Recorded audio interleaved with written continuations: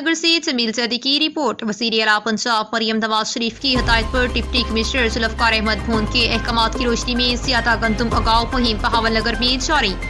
इस सिलसिले में आज doctor Mohammad Ishfaq deputy director ज़राअत तौसीफ बहावल नगर ने रेहान आलिम असिस्टेंट डायरेक्टर ज़राअत तौसीफ बहावल नगर के हमरा मोसा जंडवाला में काश्तकार मोहम्मद मोइन जोया और मियां इनाम वट्टू के रकबे पर गंदम की काश्त का जायजा लिया। इस मौके पर मुहिब्बुर रसूल ज़राअत ऑफिसर मरकज डोंगा बोंगा फील्ड असिस्टेंट और मोसा जंडवाला के काश्तकारान भी मौजूद थे।